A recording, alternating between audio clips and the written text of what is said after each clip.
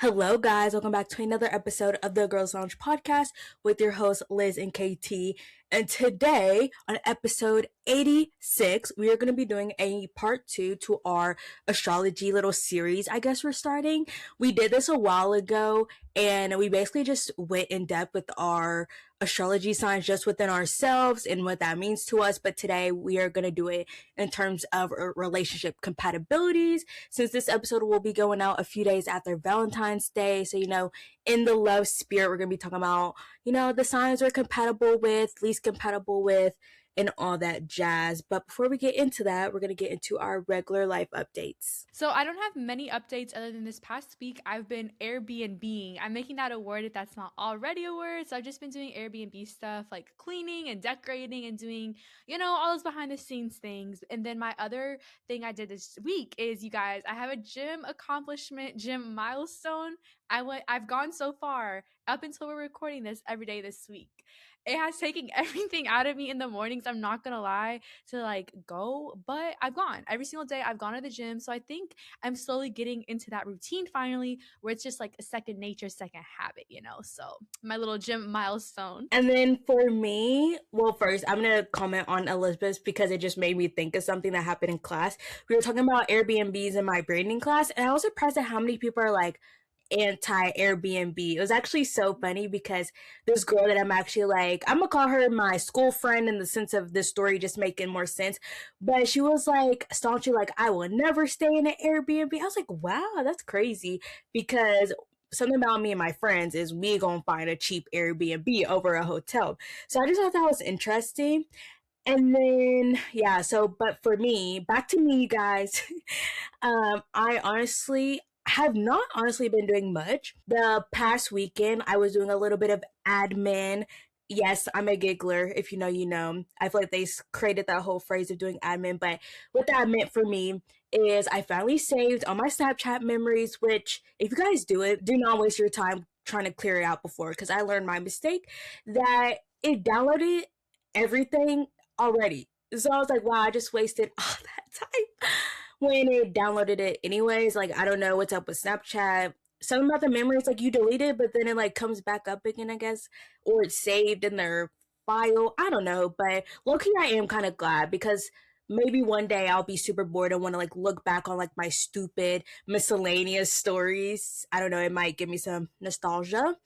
And then I also cleared out my Google Drive as well. I moved some stuff that was on my Google Drive onto that flash drive. So I'm going to recommend y'all get a flash drive and organize your life. It's literally the best.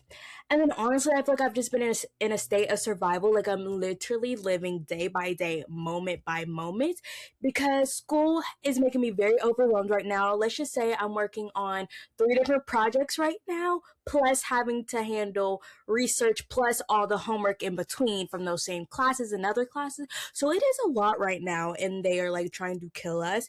And so I feel like when I get in that overwhelmed state before I get things done, I just kind of shut down in the way that I'm I can't think of anything else except truly one moment that I am living in right now. And it's just y'all, usually I'm on it with the podcast outline. I literally just did it a couple hours before. I was I don't have the bandwidth to do any of that this week, but I'm trying to get out of it. I think the biggest thing that's throwing me off is I have an exam next week. So fitting in that studying is it's one more thing I have to do. But you know what? I got it under control. I'm going to put it out there that everything's going to be fine. And then recently I watched a video called all the movies I watched in 2025. And I was wait, low key, I want to do that type of video on my YouTube channel. So I downloaded Letterboxd so I can start marking on my movies that I'm watching this year. But then also when I would just remember movies, I've been kind of marking movies that I've already watched. And because I'm such a yapper, I literally go into our group chat to type up the name of the movie so I can see when exactly I sent a text about that movie, so I can mark it on a specific date, because I realize every time I watch something, I go to the group chat. So that has been really handy, but it's just so fun logging my movies. But I don't want anyone to follow me on there because I don't review movies. Reviewing movies is just so different to me than reviewing books, because I feel with books there's just so much material I can really say okay, I give it a 5-star, 3-star, blah blah blah. But for a movie, I'm I don't really know how I can really judge off of 2 to 3 hours of material, if that makes sense. Whereas a book that's like multiple hours and days, I'm like really, studying the literature and like taking in everything. So I just use Goodreads, or not Goodreads, I use Letterboxd literally just to log my movies. I don't even read reviews on there. I have sometimes, a couple of times, and they are funny. I'm like, y'all are so funny on here. But yeah, I'm just using it to log my movies and I love it. And if you guys aren't doing that already, I know it's another app you have to download, but I would say it's worth it because I got it one time before in the past for like, I was like, oh, I'm going to review movies, log all these movies, and I got overwhelmed. But now I'm like, girl, you don't need to review stuff, just log it. And that's what I've been doing, and I'm liking it. Now we're gonna go ahead and get into favorites of the week, which reminded me of a life update. I think I just need to like log everything I do within the week because somehow I get to life updates and I forget everything I've done. But you guys, this past week was my birthday. I like completely forgot about that somehow.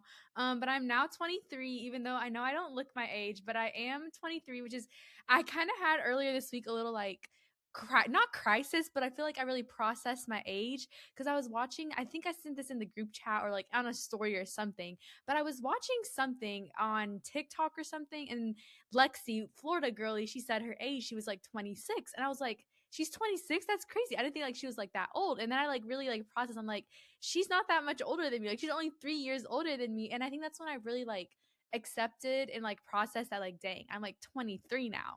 But that leads me to my favorite of the week, which is flowers in my room, because my aunt got me for my birthday some flowers and I put them up near like where I have my candle and stuff, and it just adds something to my room and it looks so pretty. So I think hopefully we'll see how long I keep it alive because it's like a little plant that has flowers on it, so we'll see how long that one lives. But if it does end up dying, I think I'm just gonna like make a commitment to buy flowers and put them in my room because I think it looks really nice and it just adds a little pop of color. But we'll see how long I keep it alive.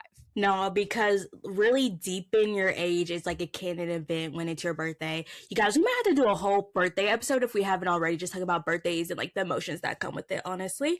But my favorite of the week is the Shirley Temple Poppy. You guys, when I tell you, one of the best like healthy sodas I have tasted. I have literally drinking them like day after day, like every night, because it's just so good. And I need to go buy more this weekend because I'm almost out. Like I've been like saving the last two that I have, and I am a Shirley Temple like lover. Like I love that drink, and so I feel very qualified with all these other healthy brands coming out with Shirley Temple flavors. I will say Poppy is my number one choice compared to the competitors. So I'm just gonna leave it there, and I'm gonna need y'all to run to y'all's Walmart, Kroger, whatever, to get y'all it. You know, I love me some Poppy, and I haven't tried that flavor yet, so I'm gonna need our local Kroger to get on it so I can get on that. But we're gonna go ahead and get into Sports Corner, which low-key a shocker, you guys. We haven't had Sports Corner in so long, but the new season for Formula One is coming up, and that means that all of the new cars are out, the new designs and everything. So we're just gonna briefly talk about those, and we have two new teams on the roster here, so we're going to talk about all their cars and everything for you guys. Yes, so and for sake of time and a lot of some cars maybe not having the biggest livery change, we're just gonna kind of like say like what is standing out to us. Y'all already know I gotta talk about McLaren. It's more orange this year, which I love. I love the papaya. Yes, let's let that papaya color take over. And then the two new cars or teams on the grid are obviously Audi, formerly Stake Sauber. They have rebranded and they're now Audi in the car. She's cute. I love the silver detailing on it with the red and black towards the end. And then also we have Cadillac, which can we just talk about how they just revealed the livery in the Super Bowl? So iconic. And the fact that they are like sponsored, or one of the sponsors are Tommy Hilfiger, I'm like, y'all, it's like y'all knew me and were like, oh, this girl named Kennedy who talks about sports on her podcast sometimes, likes Tommy Hilfiger and likes F1, is an American. They said we made this for her.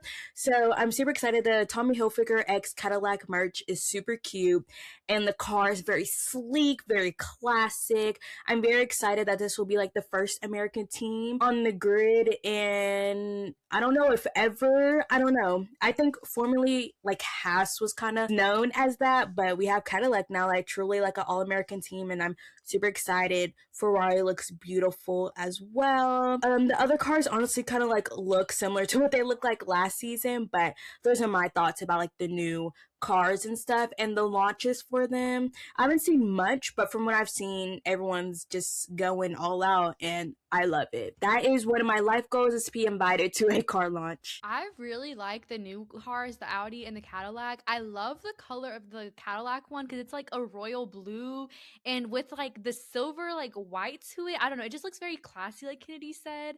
So I really like this one. I feel like it's different from all the other like blues on the grid because there is like quite a few teams that have blue in their car. So this one's like very different and stands out. And then the Audi one, I wish it had a little bit more of like the red to it, but I guess, you know, then it'd be like you might confuse it with like a Ferrari car or something, but I do like the gray silver color of it all. And then my favorite one, I don't know why, but I really like the Williams one. I don't know, I feel like the blue color of it, it has like different shades of it. Like in the front of it, it's a little darker, then it gets like brighter kind of. So I really like the Williams one. And then I love the McLaren one. I think that they had this last year, but their tires, the like I'm assuming that's Microsoft. I don't know. Whoever sponsors that part of the tire where like the different colors, I think it just like whoever like I don't know if it's a brand. It might be a brand that they have sponsored for the tires part, but I really like the different colors and it just like ties in all of like the orange with it. So I don't know, but I'm very excited for this season since we have two new teams. That means we have four new drivers, and you know the competition's gonna be even better than ever.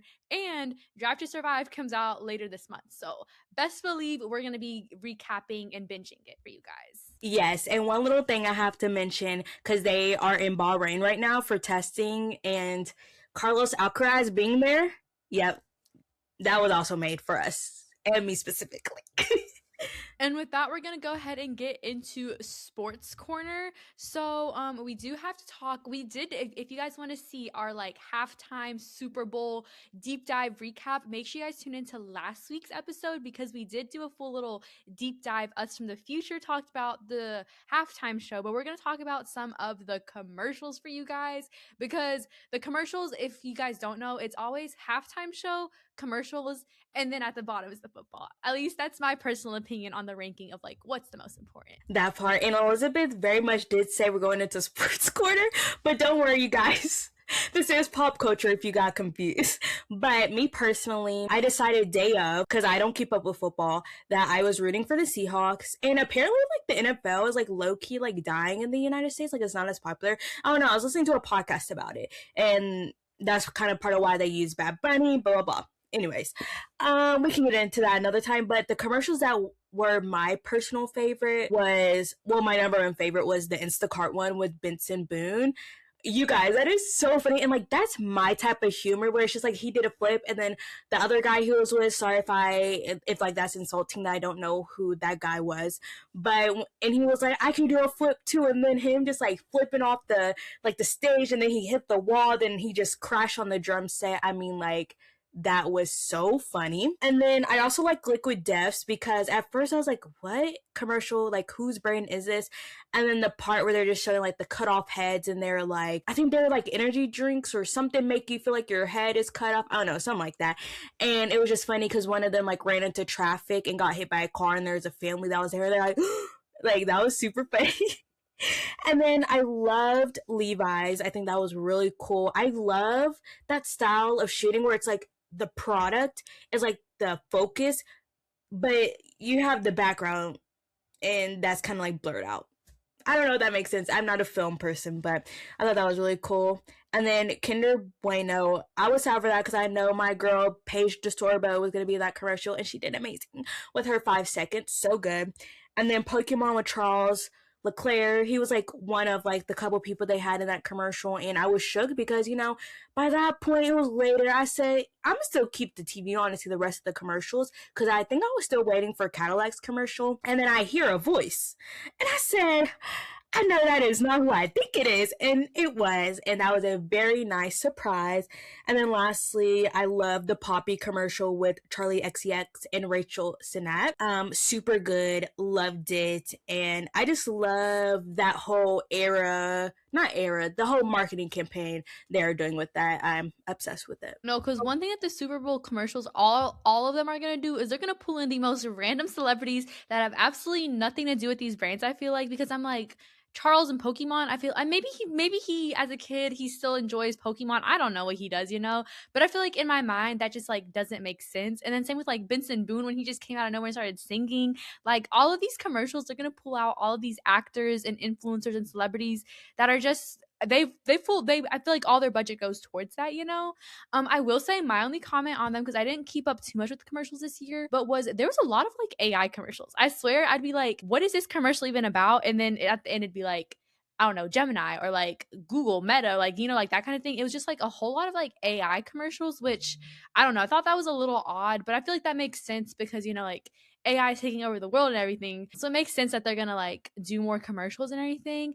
And I thought that it was, at least, again, I didn't keep up with commercials too much, but I feel like last year's Super Bowl, there was a lot of talk about a lot of like very like Christian commercials and everything. And I feel like this year there wasn't that many. So I don't know if like maybe they got like backlash, because I know people were like, what's this? Why is this on the TV? But that's my little take on the. Yes, there were a lot of AI commercials, which I was like, interesting. But I'm a hypocrite because I plan on investing in AI companies so I can make some money. Sorry, guys. I have to do what I have to do in this economy.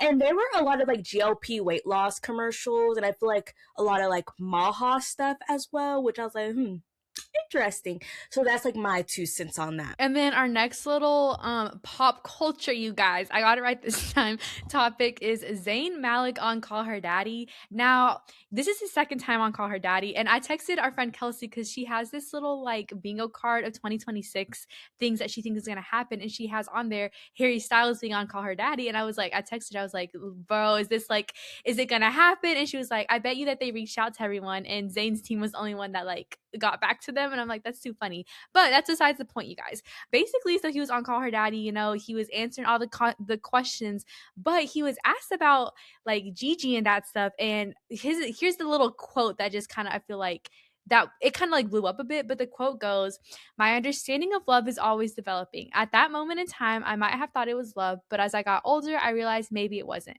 Maybe it was lust. Maybe it was this. Maybe it was that. I don't feel like it was love. I will always love G because she's the reason my child is on this earth. I have the utmost respect for her. I will always love her, but I don't know if I was ever in love with her.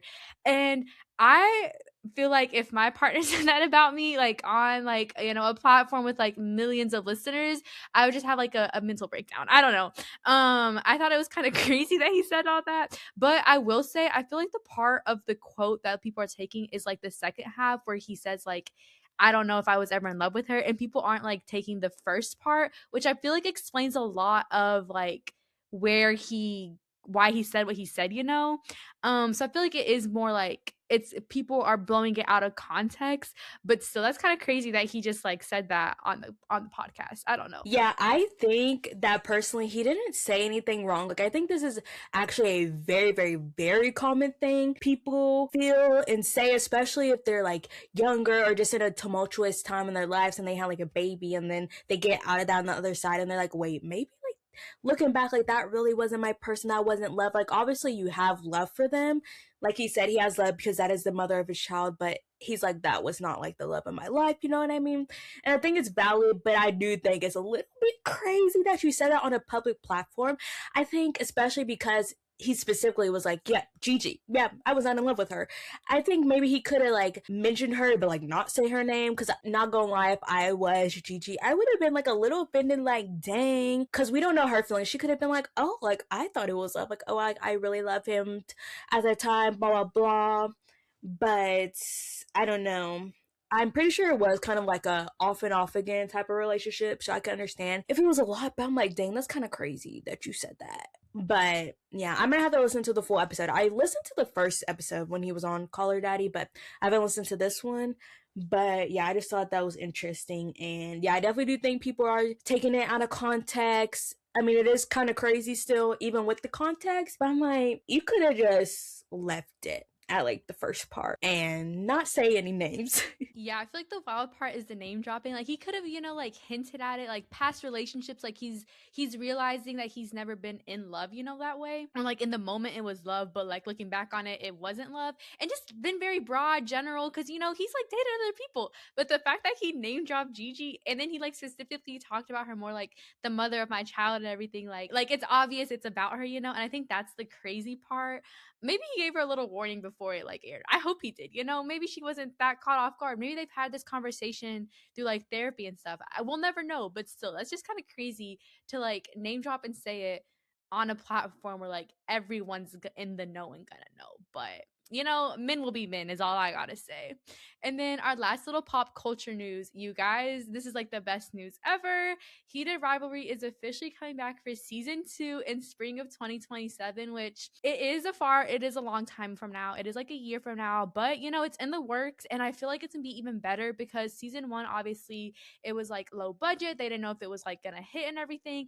But now that they're seeing the magnitude and like the response, I feel like their budget's gonna be even better. So I feel like that means we're only gonna get fed bigger, better things for season 2. So I will be sad, and I know the whole world will be sad for season 2. Yes, I'm super excited. I'm kind of like wondering if I want to read the books, at least like the first 3 books in that series before the show comes out. Because I think the first book is about Scott and Kip, and then the 2 after that are Shane and Ilya's stories. I like blanked on their names for some reason. I don't know. So I'm like debating, like, should I read it? Because I'm trying to stay away from romance this year just to broaden my horizon. But I'm like, I will make an exception for Heated Rivalry. And yeah, I'm super excited. Only a year. But like low key though, at least we get a year and not like 2 years, 3 years, how it has been in the past. And I've listened to podcasts and they said that like, they really want to stay true to the story, stay true to like, casting unknown actors and blah blah blah, which I love when that happens, especially when like a show blows up. So I'm just excited to see what happens in season 2 and like how the production and stuff just gets even bigger and better. So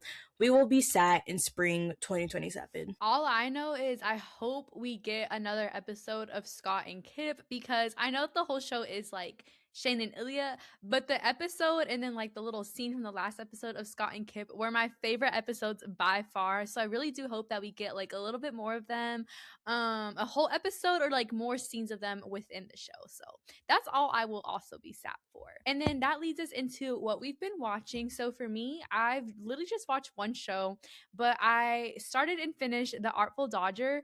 And this is like a Hulu show that's, obviously like on Disney too, since they have that little like collab or whatever. And I had seen clips about it and I had talked to Kennedy and Kelsey about it. I was like, oh, I want to watch this. But then I just like never watched it, never got to it. But then apparently season 2, I didn't know, it had just dropped or something. It literally dropped, I think, like this week. So perfect timing. But season 2 dropped and I got this one edit of this one scene and I was like, okay, that's all I need to say. That was enough. Let me start this show. I started and finished it in one day, you guys, or 2 days. And it was so good. I absolutely love it. If you love like any like time like period historical show where like they have like the big dresses, the accents and everything, you will love this show.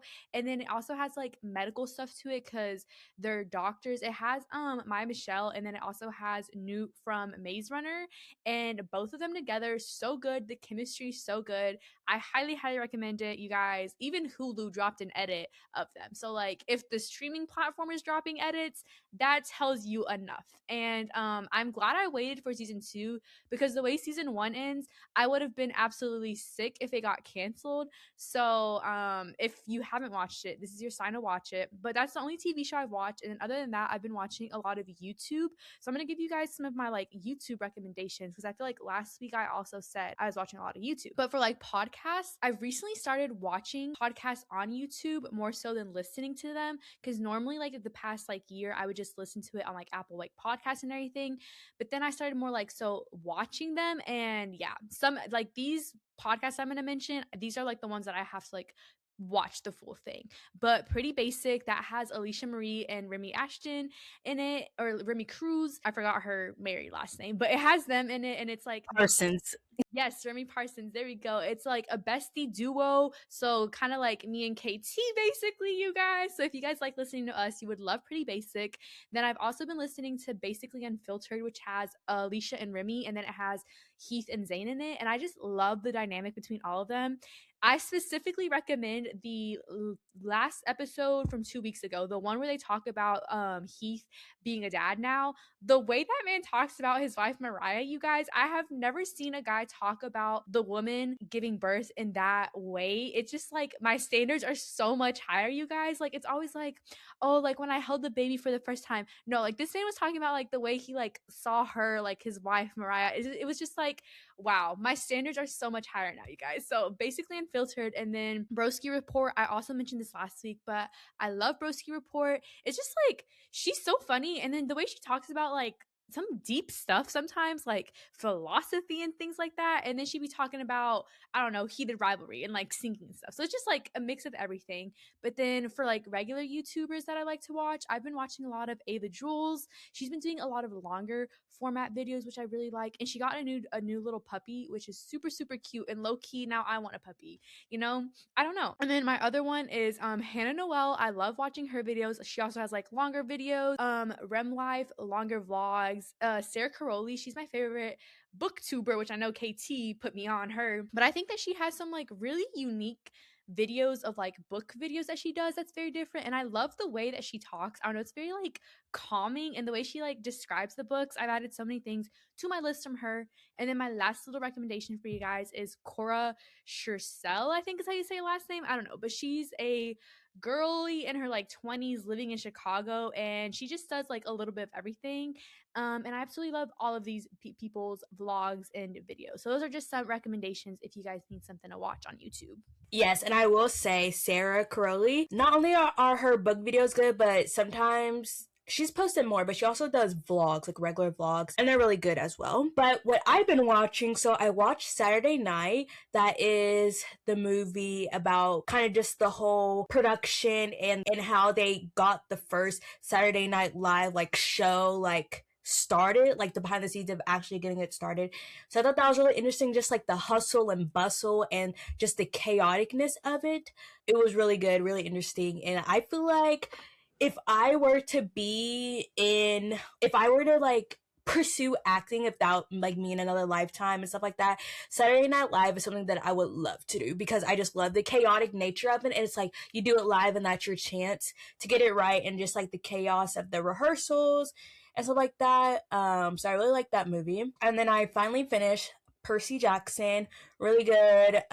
Couldn't tell you what's going on. Like always, I watch the show, forget everything that happens, but I am watching though, and I'm there for the vibes, but trust, I will be sad for season 3 when we get more romance. That's like low-key the only reason I'm watching this show. No shade. And then Traitors season 4 episode 8. I'm just gonna spoil it, so sorry you guys. No spoilers. XXX out or skip forward. Y'all, season 8 or episode 8, insane. I need to catch up with the episode that got posted the day before. But no way they killed Colton. Like, wow, what a shock. And I just love the whole Candace versus Raw back and forth, like traitor on traitor action. I just love that, because last season, I feel like the Traitors, that was my first season watching, the Traitors didn't turn against each other, but like this time, like they did. And that was really good to see. And then I started watching Owning, my countryness coming out, Owning Manhattan. I am like obsessed with everything in New York right now, and all I want to watch is New York YouTube videos and TV shows. So I started Owning Manhattan. That's like my show at the moment, and I'm really liking it. Some of the houses are insane, and the real estate business in general, that whole industry, just like intrigues me, because it's just so different from like what I'm trying to get into. And I just love the hustle and bustle of the work that these realtors have to do. And then like it honestly like leaves you like a little with some motivation to like get like just do your thing in your career, because you just see how these agents work so hard. It makes you want to work hard in whatever you want to do. So like that's like an added bonus, I guess. And then I watched this Netflix documentary called The Investigation of Lucy Letby, which I feel like I vaguely remember seeing stuff about it when it came out, but I feel like it was probably more bigger in the UK, obviously, because that's where this happened. But it was this nurse who was accused of like murdering like 8 babies or something in the neonatal unit, and then attempted murder on like 8 others. And it's a very interesting case, because it really is like divided on people think like it was she set up or was this intentional, because I feel like the main thing missing, if you're like a true crime nerd, you know, like usually there is some type of motive, but there really isn't a motive, and it technically like is a lot of circumstantial evidence because no one exactly saw her do anything. So I think it's definitely a case that like there's definitely a lot of mixed opinions.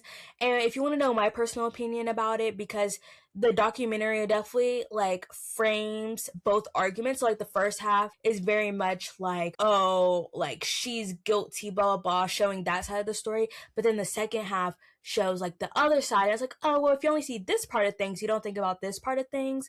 So my final verdict on it, my personal opinion is I think there's her side, the parents' side or whatever, and then the truth. So that's my take on it. One thing that I do think was weird and what kind of intrigued me to start this documentary is the AI in it. So basically, there are two people involved in the case who do not want their identity made. So the producers or whatever of this documentary decided to just make them AI people, and that was really unsettling. It was very weird because it was like one of the AI people they used was someone that was like a friend of Lucy and is still a friend of Lucy. And she, like, they AI'd her, like, talking, just like literally, she's just AI.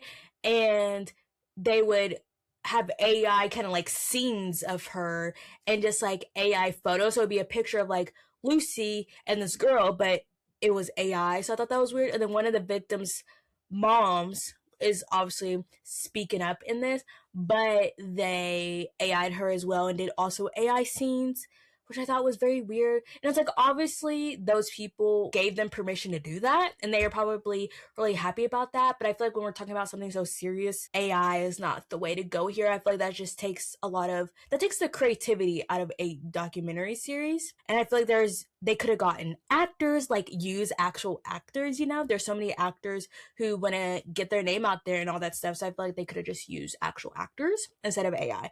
So that was like my only like bad, like negative thought about this documentary, but it's really interesting and I definitely think you guys should watch it. And with that, we're gonna go ahead and get into Song of the Week. So my Song of the Week, I have been listening to a lot of Aitana, which is if you watched what's it called? Elite, Guzman, this used to be his like girlfriend in real life. But the song that I'm playing for you guys is called Mon Amour, and it's the remix specifically, and it's by Aitana, and then it's also this guy named Zolio, I think is how you say his name. I don't know, but this is one of my favorite parts of the song for you guys. And yeah, that's my Song of the Week for you guys. My Song of the Week is Bad Bunny, because after the halftime show, all I've been listening to is Bad Bunny, basically. So my favorite at the moment is EOO. I don't know if that's necessarily like how you say it, but I'm going to spell it out for you guys. And this is my favorite part of the song. Like, I want to party. I want to party and have a brat summer after listening to that song, specifically that part. No, because specifically that part, it eats. And that's why they were at the halftime show, that part was specifically played. And now we're going to go ahead and get into the topic of our episode, which is an Astrology Deep Dive Part 2. And this is our compatibility, like relationship edition. If you guys want to check out our first part, we like delve more into that one about our like personal zodiac signs and all that stuff, and like looked at like the sun, the moon, and like all that kind of stuff. But a little background for you guys, me and Kennedy are not like super into like astrology like some people, you know, so it's very much like I feel like a learning curve for us right now still. So basically for this episode we're going to be talking about compatibility relationships. So we're gonna be have different sections for you guys, and yeah, we're just gonna be looking at our star signs and like other people's star signs and seeing, are we compatible, are we not compatible?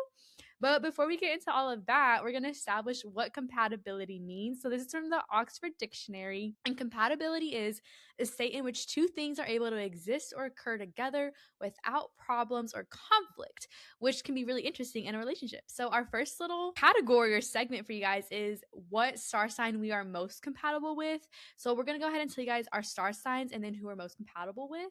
I'll let Kennedy go first. Yes, so my star sign is a Leo, and if you want to know the the rest of my big three, I'm a rising Pisces and an Aries moon. So do with that what you will. But according to the zodiac sign.com, I am most compatible with an Aquarius, and it says we have overall a 89% compatibility. So I'm just going to read a little bit of it. The first section is sexual and intimacy compatibility, and it just says the attraction is always great in relationships of opposing signs, and it is probably the greatest in a relationship of Leo and Aquarius. Leo is the king of the entire zodiac, and Aquarius seems to be there to bring down the king and fight for independence. Imagine the attraction and the passion between two strong individuals. Let's see. For trust, it says everything seems clear in a relationship between Leo and Aquarius when we look at it from a distance. However, these signs represent the axis of Neptune's exhaustion and fall, and they will almost always have the challenge of trust in the search of, I can't read. And they will almost always have the challenge of trust and the search of trust in their relationship. Although they could find incredible understanding and freedom for both partners, usually when they separate, they realize how little they have actually known about each other and how little trust they share in the first place. That sounds negative. For communication and intellect, it says both Leo and Aquarius are heroes in their own way, while Aquarius is reaching for heroism, looking for ways to set free from oppression. Leo was born a hero and sometimes doesn't even know it. If they end up fighting for the same cause, they could turn down entire governments and use their incredible force to change anything in the world. So emotions. Leo is exactly what Aquarius needs to find love. It is a strange thing how they find each other on the grounds of their former relationships to liberate and shine as if they have been searching for one another for many lifetimes.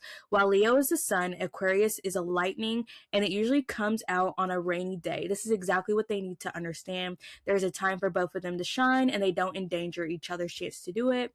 When Leo falls in love, the entire world can feel it. Aquarius can hide their emotions much better and often have trouble, but I guess that is their thing. And then last column or last section, I saw you guys, shared activities.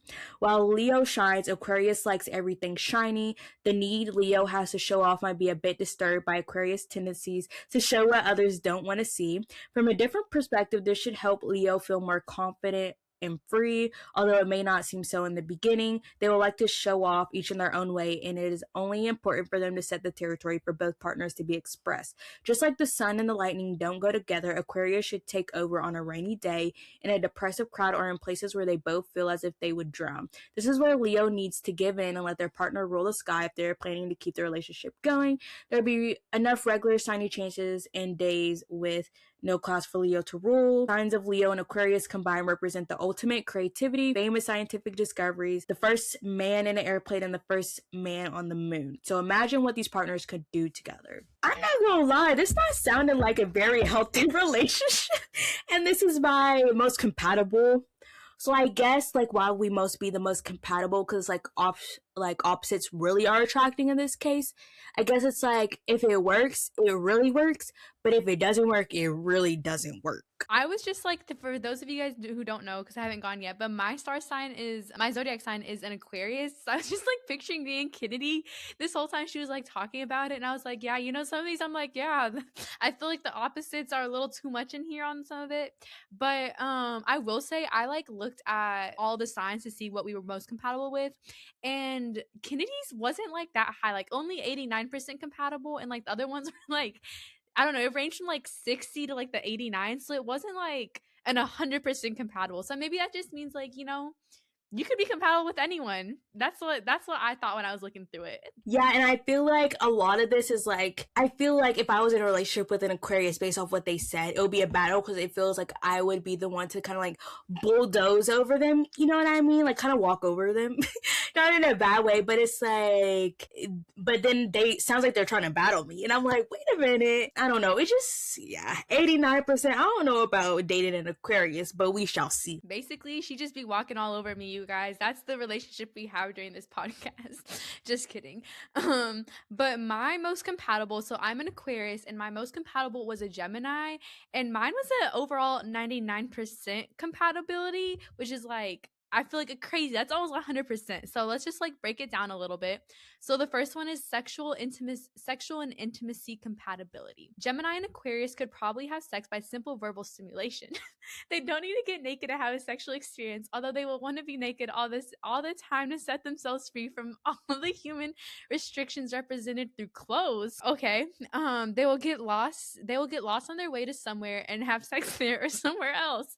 Dang. So basically we're just horny is what I'm getting from this little section. And it goes into further detail. But the next little category is trust. And it says for this one there's a 90% compatibility, but it says trust is a strange thing for this couple. We could emphasize that they will trust each other. Aquarius finds lying ridiculous, and Gemini will usually feel free enough not to lie. On the other hand, Aquarius understands one's needs for privacy, for this is a sign where Neptune is exalted. I don't know what that means.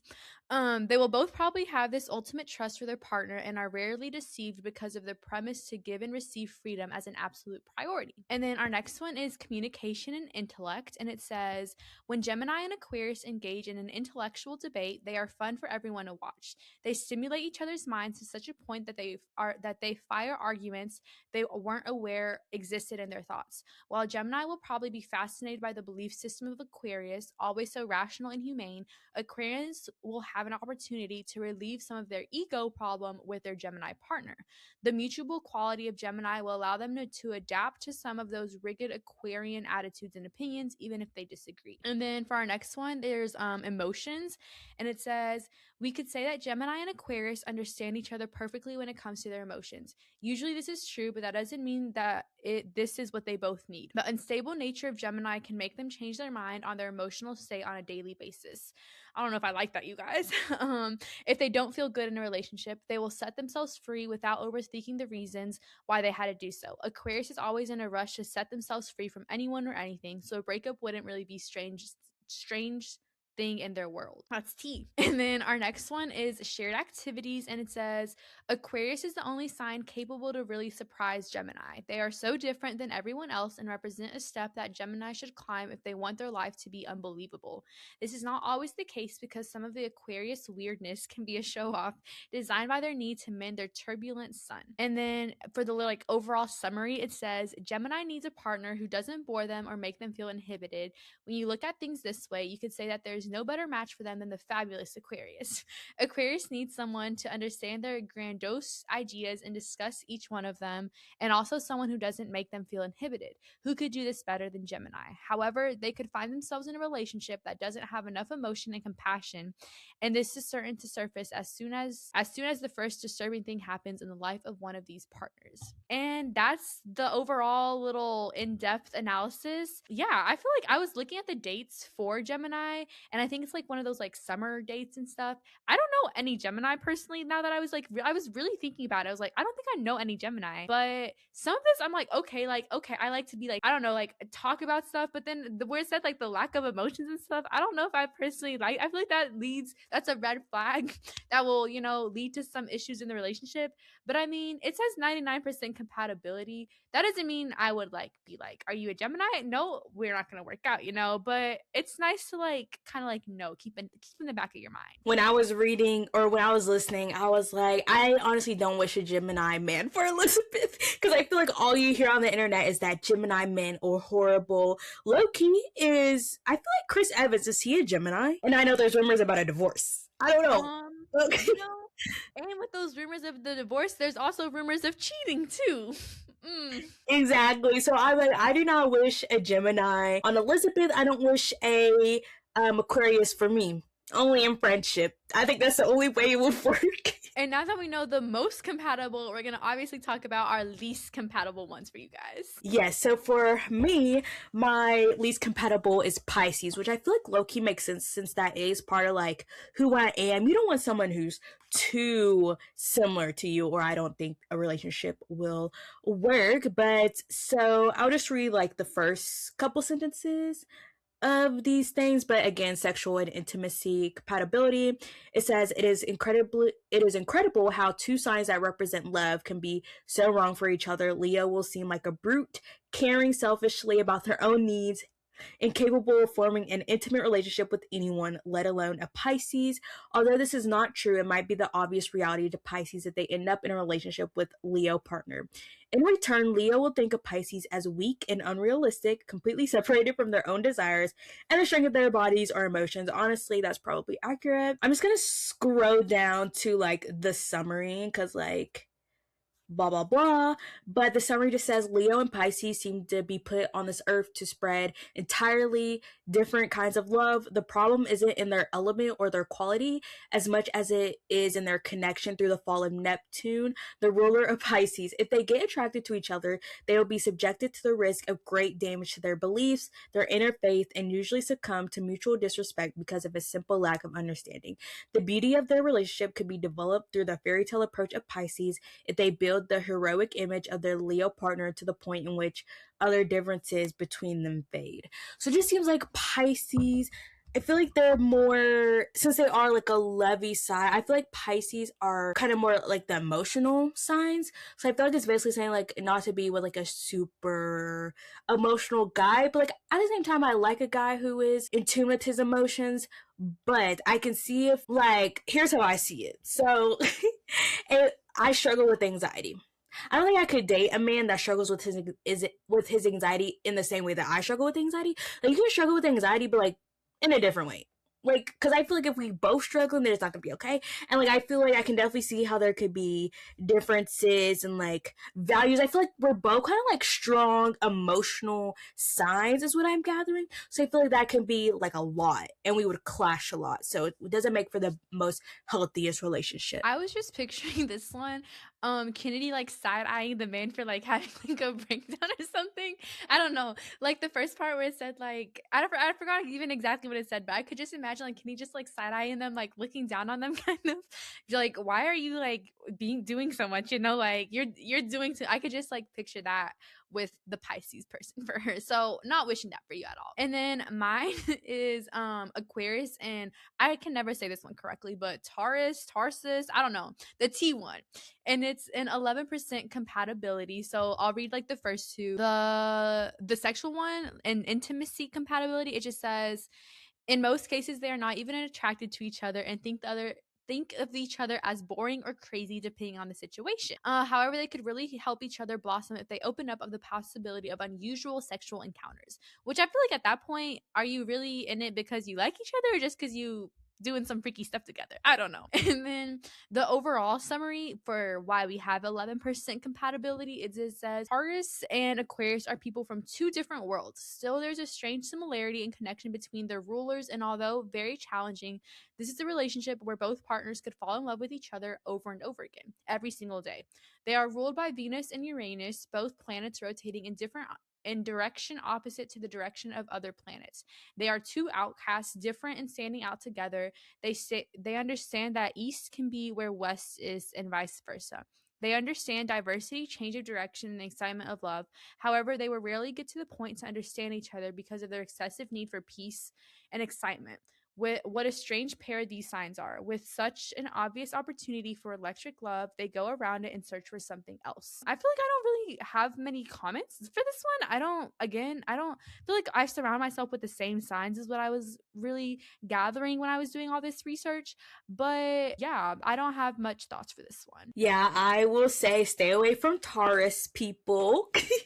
I used to have a friend that was Taurus and we're no longer friends. I feel like I was thinking about that, like that friendship when you're talking about how it's like they get along so well, but there's still so many differences because they come from two different worlds. And I think the two different worlds in that instance, whether it's a relationship or a friendship, I think that difference is a lot bigger than like differences compared to other people. I feel like for both of those, it like really talked about like differences, you know, kind of being like the thing. From yours, I got the sense of like it's you have like different values, and like the only way you're gonna work together is if you guys don't talk about them, or that's gonna like blow up the whole relationship.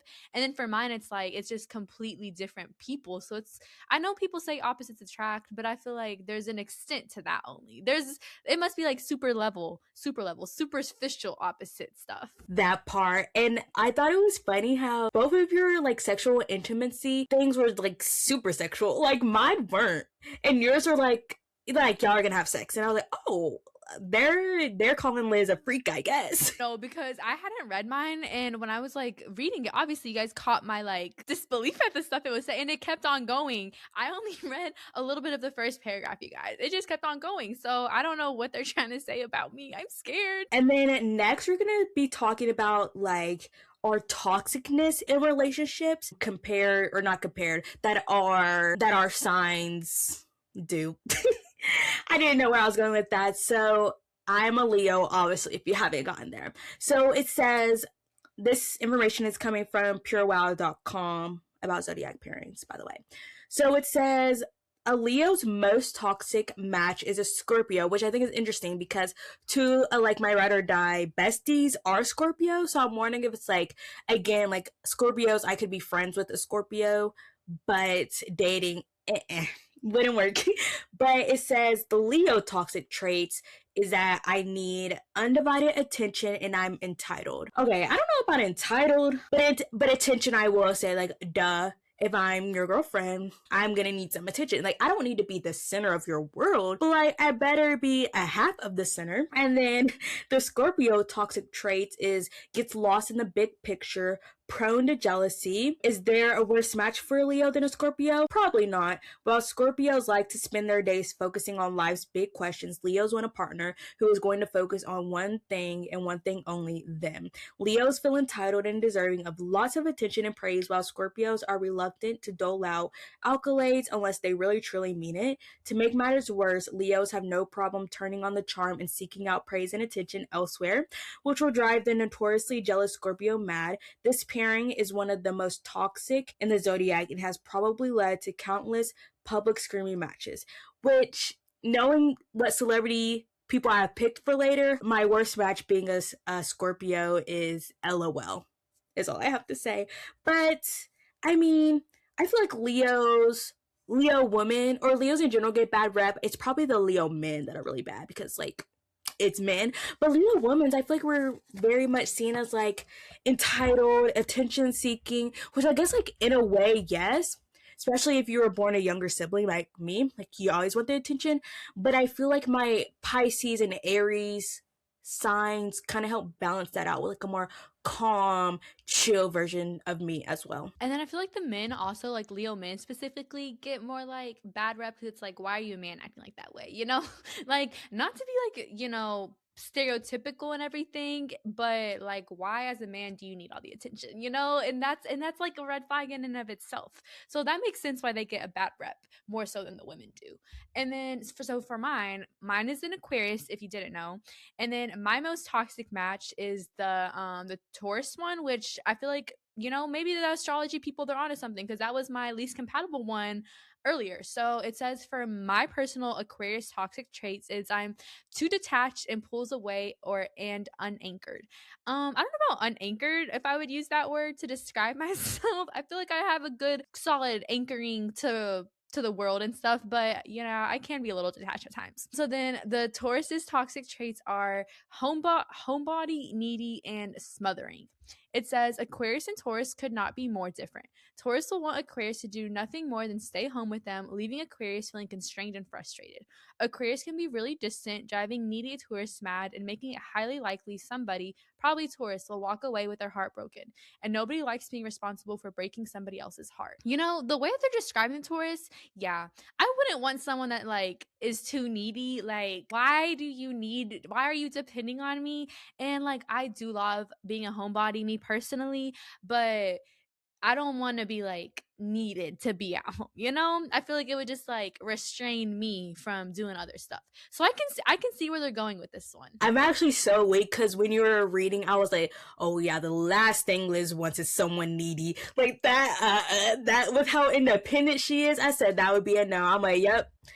Not a good match for her. See, and you knew from the beginning. You said I wouldn't want you with a Taurus man, and now you have the reasons to back it up. And I would say the same things that are wrong in the friendship, or not the friendship, the relationship. I feel like that's the same in friendships with that sign. That's all I'm gonna say.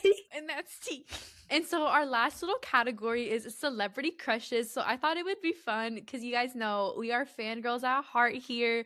So we picked our not necessarily top 3 celebrity crushes, but just 3 celebrity crushes that we have, and we put them in this website. It's called astrology.com, and we're gonna link all the links down below in the show notes as always. But basically in this website you put your star sign and then you put the partner's star sign. So we looked up for our celebrities their star signs, and it gives you like a little like breakdown on your guys' compatibility, like relationship wise, you know, because you know there's a part of us that is still dreaming about these people, you know, maybe in the future or something. That part, and this will be video evidence that we are fortune tellers. But my first one is Timothée Chalamet, because like an OG, and I have like a decent amount of crushes that are Capricorn. Spoiler, he's a Capricorn, so I feel like it's kind of like a 2-for-1, because another celebrity crush that I was thinking of is Finn Wolfhard, but he's also a Capricorn, so it's like killing 2 birds with 1 stone. I think Joshua Bassett is one too. Anyways, so I'm going to tell you guys what it says. When Capricorn and Leo join together in a love match, they form a mutually supportive union. Capricorn is more conservative, hardworking, and traditional in outlook. Leo also believes in hard work but tends to accomplish tasks through charm and social skills. However, both are extremely devoted, especially to each other. Although they may seem like an unlikely couple on the surface, their love will grow as they discover their similarities. Both partners enjoy comfort and pampering while working toward their goals. Leo and Capricorn both relish the spotlight and material possessions. Leo can be outrageous, while Capricorn tends to have a more classic, straightforward nature. Because both signs are determined with careful attention, they will come to sympathize with one another.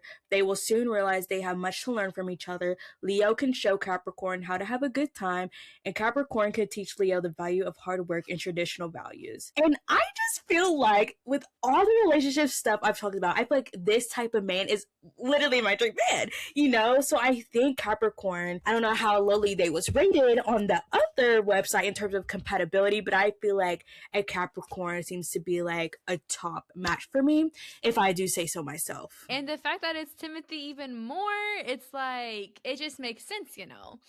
Okay, so my first one that I'm going to do for you guys is Kennedy. I stole this from her, so a little sneak peek for one of hers.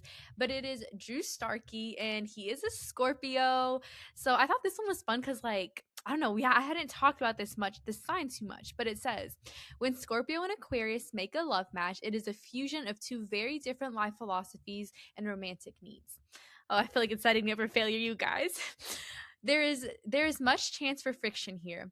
When Scorpio faces their inner emotional world directly and with an intense energy, thinking deeply about the more hidden undercurrents of life, Aquarius takes that same sort of energy and turns it outward. With their unique, idealistic, and above all, very social outlook on life, Aquarius seems an odd choice for the most introverted Scorpio. Aquarius needs a crowd to feel stimulated. They're always looking around the room for the next interesting person to get to know. I don't know about me personally doing that. But on the other hand, Scorpio desires engaging and intimate time with their romantic mates. This pair may seem to have very little in common, still they both have such strong wills that they can get what they need and want when focused on their relationship. It says both Scorpio and Aquarius can be uncooperative and opinionated. They like things to go their way, no questions asked. For this love match though, their ways are dissimilar. And then it like goes into more stuff. But overall, it's sounding like me and Drew Starkey aren't meant to be, you guys. I don't know if I like the sound of that. Wow. I think it just set me up. Yeah, I was gonna say that don't sound too good. I guess Scorpios are a bad match for both of us. In terms of relationships, friendships, fine. But I guess maybe it could truly only be a friendship. A girl can only dream, though. I'll just be a little delusional. That part. And then next, obviously, my next one is Drew Starkey. Scorpio, and it's funny because I did this before I read everything else, and I literally wrote in my notes for this that low-key do not think I could date a Scorpio. And then Scorpio ended up being like my lowest match. So I'm gonna pull up what they said for a Leo and Scorpio compatibility. So it says, when Leo and Scorpio come together in a love match, the result is usually a dynamic and intense union. They are well tuned to one another's needs. Scorpio demands respect and to be wanted, while Leo needs to be adored and complimented constantly. Both are extremely loyal and often possessive of one another. Each partner can provide what the other needs while enjoying their respective strengths. Leo relishes comfort and luxury while often doing things on a grand scale. With Leo's flamboyant nature, Scorpio appreciates being the audience Leo desires as long as there is equality. See, I already disagree, so I'm like, equality in the relationship. As long as there is equality in the relationship. Leo shines brightly, evolving into a living, breathing manifestation of magnificence and luxury, while Scorpio prefers to stay out of the limelight. They enjoy controlling the mechanics. God, I cannot read today. They enjoy controlling the mechanics of the relationship. Because both sides are so determined, they need to work to understand and accept one another. And see, I think that's the biggest issue I see is just the constant working to have to understand each other. Like, I feel like if we were meant to be for each other, we would just understand each other. You know what I mean? And the fact that they, like, a Scorpio is like possessive and they want equality in the relationship, which, like, yes, to an extent. but why do we have to be equal? Like, I don't know. Like, I don't know how to describe that. I don't mean, like, we don't have to be equal in the sense of, like, oh, I'm in the kitchen, because, girl, who's going to be in the kitchen? Not me. But it's just, like, in the sense that, like, you're just demanding a lot that doesn't necessarily need to be there, if that makes sense. And I do think if we're both loyal and possessive, like, that's just, like, a lot of, like, emotion, and just a lot of misunderstanding can happen. I don't know. I feel like maybe it could work if we really wanted to, but it's just seeming like a lot. Like, it seems very intense, and I'm not an intense person. You know, they did say that you were gonna have a dynamic and intense union, and the way that they weren't lying about that when they kept on going about it. You know, all I know is both me and Kennedy aren't gonna be with Drew Starkey, so that makes me feel a little bit better, you guys. Well, I could be with him. It just might be intense, and that's okay. Okay. Okay, I feel like intense leads to some red flags, but whatever helps you. And then my next celebrity crush is, of course, an OG, Harry Styles, you guys. And for those of you guys who don't know, Harry's actually an Aquarius. His birthday's a couple days before mine. So I thought this one would be interesting because, like, a lot of people feel like stay away from people of the same sign, you know, because it's like you're too alike, you know. But let's just see what they have to say here. But it says, when two Aquarians join together in a love match, they focus on the more positive aspects of humanity. This pair loves to make friends, help others, and on a grander scale, contemplate social change. They tend to be active and outgoing and work best under pressure. This couple gets along quite well, perhaps incurring slight jealousy from all their friends. Together, they enjoy following current events and discussing modern progressive ideas. Independent and cosmopolitan, all of their socializing could leave this couple somewhat emotionally detached. They spend most of their time away from home, and they work well together as a part of a larger whole, an organization, business, or group. Sometimes this couple has difficulty detecting or expressing real feelings with their partners or those around them. They share specific ideas of how people should behave, which is more often than not an impersonal outlook. You know, honestly, I feel like I didn't get like bad vibes about this one. I feel like it's just, you know, we just understand each other and we work towards the same goals. So like I feel like I wouldn't be opposed to dating an Aquarius, because I feel like it would, like, you know, I would understand the signs of being like a little detached at times, and I feel like they would understand that in me too, you know. Especially if it's Harry Styles, like, we'll make it work. We'll be basically little social warriors, social justice warriors. But I didn't really get no like red flags about being together with an Aquarius. But yeah, I'm like, wait, Liz, you're gonna need to date an Aquarius. I feel like that's like a really perfect match. It's giving like that couple that it's like they basically live in each other's skin. Like, they're just so in tune with each other. Like, very artsy, earthy granola vibes is what I'm getting. Not that you're like a granola girl, but like I just see a connection that is just like so in tune. That's like y'all were born to be with each other, if that makes sense. Like, very like that's your soulmate. So Literally, Harry Styles is your soulmate. Y'all heard it here first. You're gonna start a rumor. Next thing you guys start seeing in the headlines, Harry and Elizabeth, Harry and Liz. Yeah, it'll happen at Madison Square Garden. Don't worry, I'm gonna live the fangirl dream, you guys, little Wattpad dream into real life. But my last little thing, where it said like the friends get jealous, I took that as a good thing, like a good jealousy. Like friends are like, oh, like I wish I had that, not like bad jealousy. So I feel like even if friends are approving of you guys being together, like what more do we need to say? Exactly. So my last celebrity is Milo Mayheim, and he is a Pisces. I really wanted to do, he's kind of random, but I really wanted to do someone that was like different than what we talked about. And because like Pisces is part of my chart, so I'm curious how that could line up. But it says, when Leo and Pisces come together in a love match, each partner enjoys the fresh perspective the other brings to life. Leo is strong and assertive, taking command of their surroundings and feeling free to do as they please. In return, Pisces provides Leo with the admiration and audience they crave. Like water, Pisces adapts to their partner, allowing them to know Leo more deeply than few other signs can. Leo's straightforwardness, tempered by Pisces' gentle nature, results in a relationship that avoids arrogance and shyness, striking a balance between the two. And I think, again, all stuff that I have talked about in the before of things I would want in a boyfriend. So Milo, hit me up, or any Pisces men, hit me up. It sounds like we are a great match. I love a man that, it seems like Pisces is a man that is very confident in himself, but also very in tune with like his emotions. I love that they are, even though they are quiet, I love that they're introspective. So it's giving me a new understanding into stuff as well. And I just think it is a good, very good match made in heaven, if I do say so myself. No, because when you were reading, I was like, okay, like I like the vibe of this one. Like they're like understanding your emotions and like trying to like, and then you too with them. I'm going to start looking for Pisces men. I'm going to start taking little Google surveys and start, if you're not a Pisces, then you can't. I'm going to set you up with a Pisces. I'll get on it. I don't even know if I know any Pisces, but I'll get on it. And then my last one is, my celebrity is Dylan O'Brien, an OG, if you know, although apparently people are just now starting to find out about him, which I'm like, how? Where have y'all been? Get in the back of the line.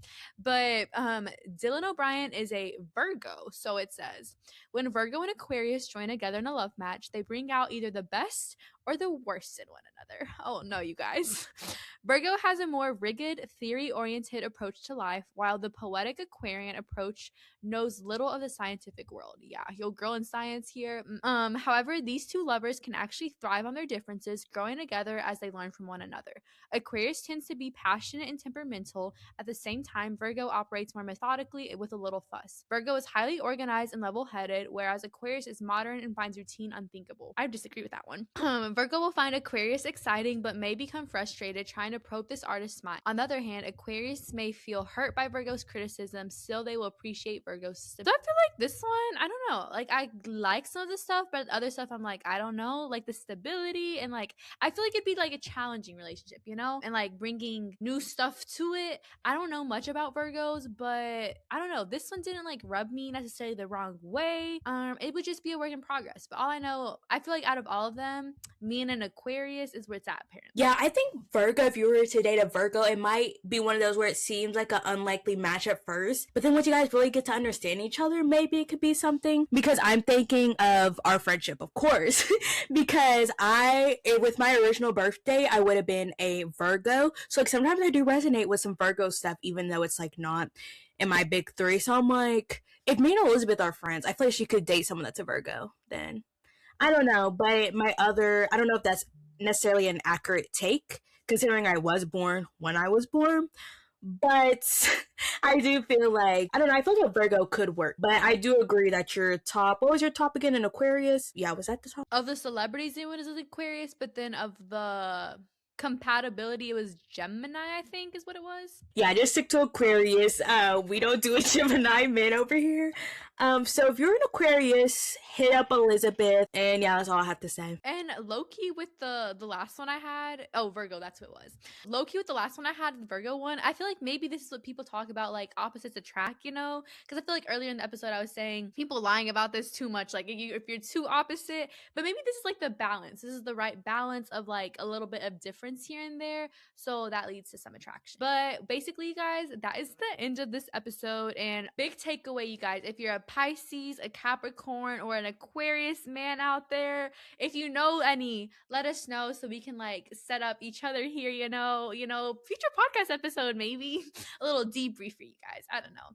But I thought this was just a fun idea for you guys, a little post Valentine's episode, still in that like love is in the air spirit. But thank you guys so much for listening to this episode. Make sure you guys are following us on all of our socials. They're all linked down below. We're also going to link down below all of the links that we use for this if you guys want to check out your compatibility with whoever it may be that you're compatible with. We're going to link those all down below for you guys to check those out. But we'll see you guys next week. Bye. Bye.